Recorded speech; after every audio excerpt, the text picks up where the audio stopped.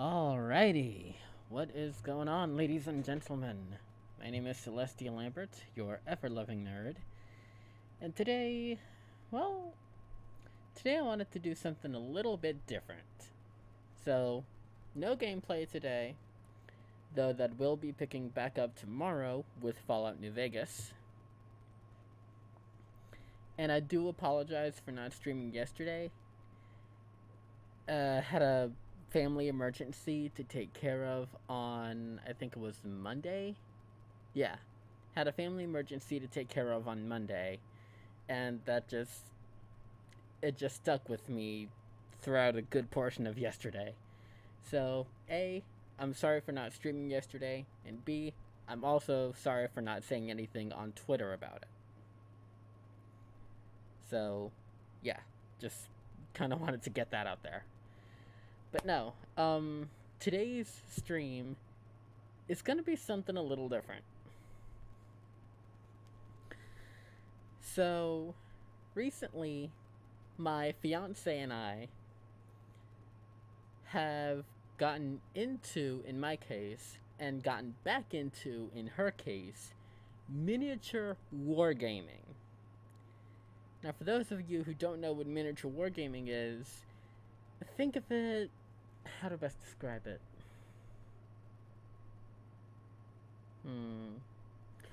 Okay, think of miniature wargaming like, say, the Battle of Helm's Deep from the Lord of the Rings franchise, or another good example would be, I believe, the Battle of Minas Tirith, also from Lord of the Rings. Think of miniature wargaming like those big two armies clashing that you see in movies, but you control the armies. Like, you actually plan where each individual unit goes.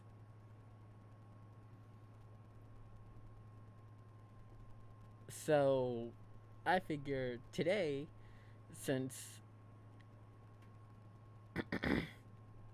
since I'm not up for my usual stream of gaming, I figured I would go ahead and show off and talk about my particular army for Kings of War. And luckily, I've got it pulled up right here. This is my faction in Kings of War, the Forces of the Abyss. Which is pretty visible, I'd say. But yeah, the Forces of the Abyss. They are an evil faction.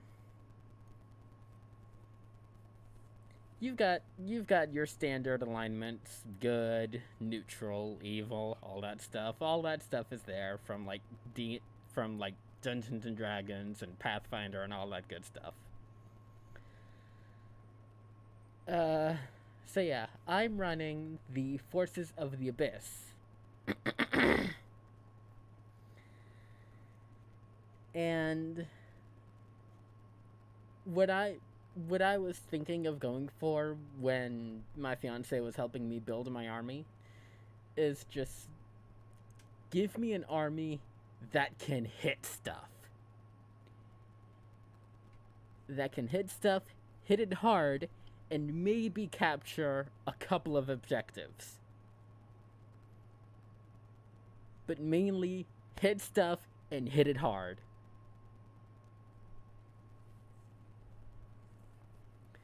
So, I'm not gonna get into like all the nitty gritty details, but like, for example, I've got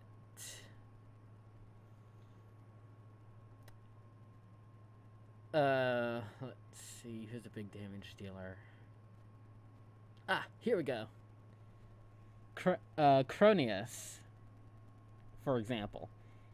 He's a monster, he's a spellcaster, and he's got a speed of 6, which means that on the battlefield he can move up to 6 inches. He's got a melee stat of 4, which means that on the 7d6 I roll, because it's 1d6 plus 6, or no, sorry.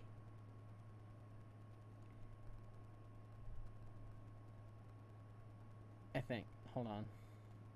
Actually, I kind of need to look that up because, yeah.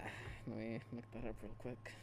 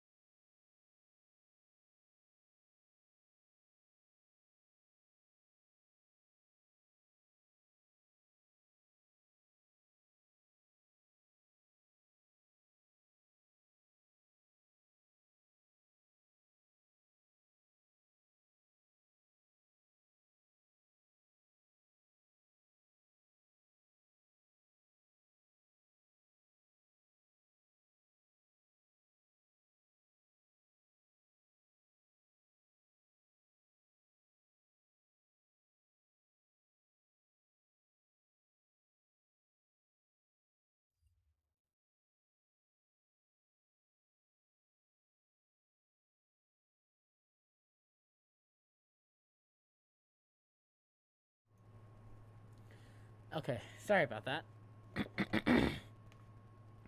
Had to figure something out. So for Cronius here, I roll a d6 for my melee phase. I roll a d6, and if it hits a a 4 up, like basically top half of the die, 4, 5, 6 on a d6, then I add 6 to that, and that's how much damage my opponent would take, if I'm remembering right.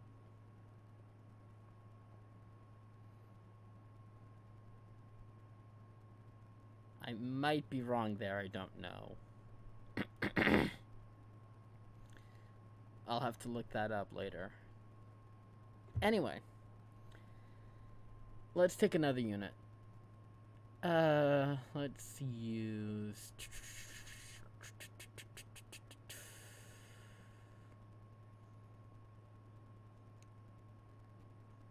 Let's use my Regiment of Abyssal Guard here. Here we go. This is good. This is good. Its attack value is 12, which means that if I were to attack with this particular Abyssal Guard regiment, I would roll 12 d6s, and anytime I see a 3, 4, 5, or 6, that means it's a hit, and I can then deal damage to my opponent.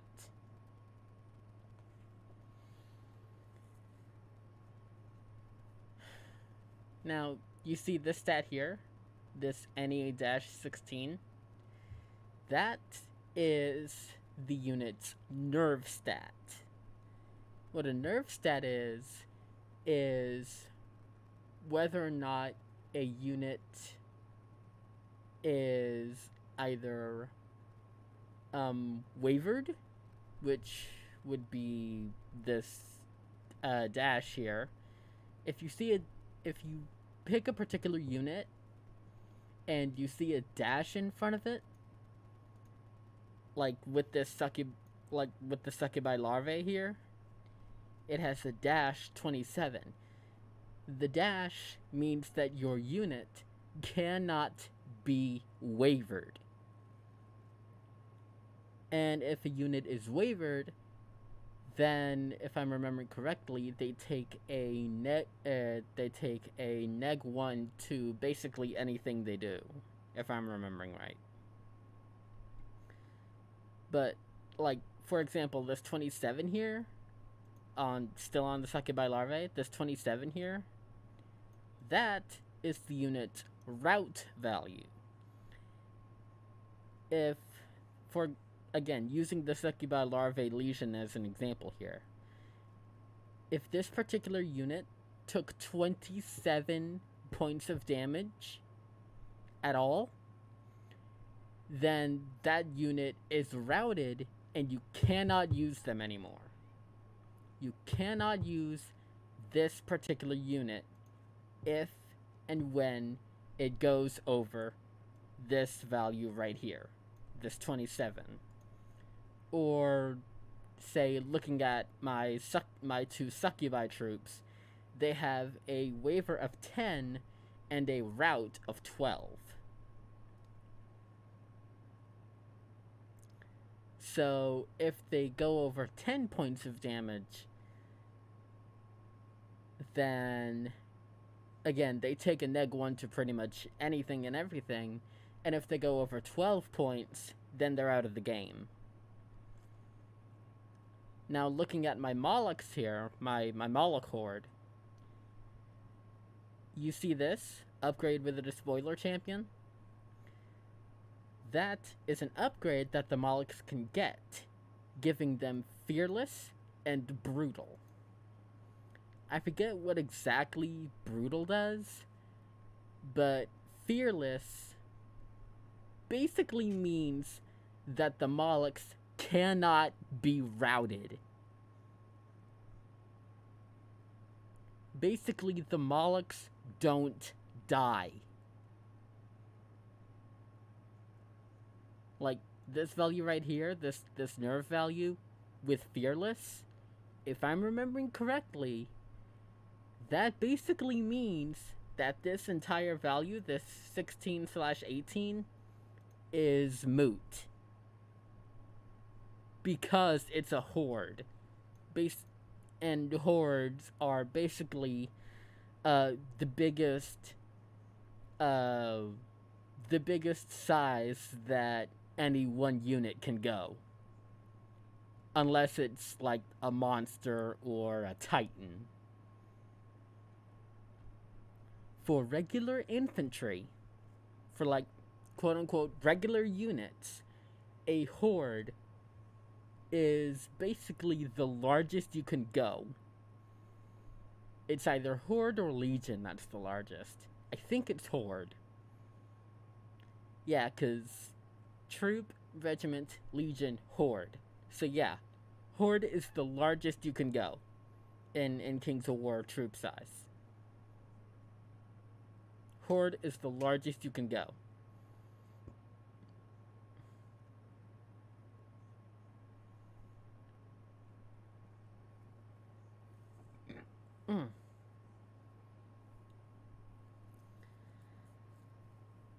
Let's look at my Abyssal Warlock real quick. It's a spellcaster, so it can throw what are basically fireballs, because it's got firebolt. So it basically, like, shoots bullet. Basically, like, super basically, the Abyssal Warlock can shoot bullets made of literal fire. That's what firebolts are. And with the spell I have chosen here, Blood Boil, it can basically boil your blood from within your body, essentially melting you from the inside out, if I'm remembering correctly.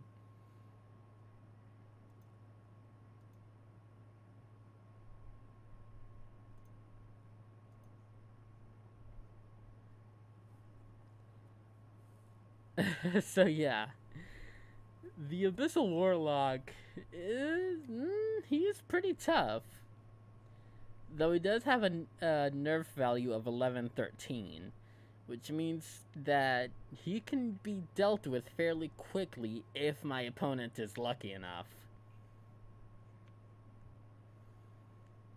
If anything, I think my strongest unit nerve value wise would be my Legion of Succubi Larvae with a nerf value of -27.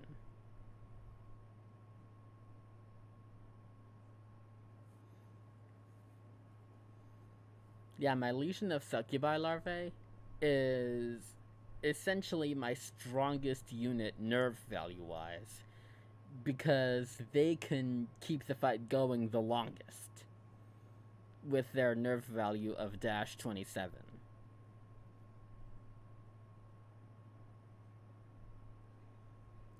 So, yeah. At this point, I actually kind of think I'm starting to sound like a broken record. So I'm gonna go ahead and end stream here. I hope y'all enjoyed this little 20-minute sneak peek at the army that I am going to be running when my fiance and I truly get started in Kings of War. And I will see you all tomorrow for some Fallout New Vegas. Until then, keep on keeping on, keep on being good people, and I'll see y'all tomorrow. Later, everyone.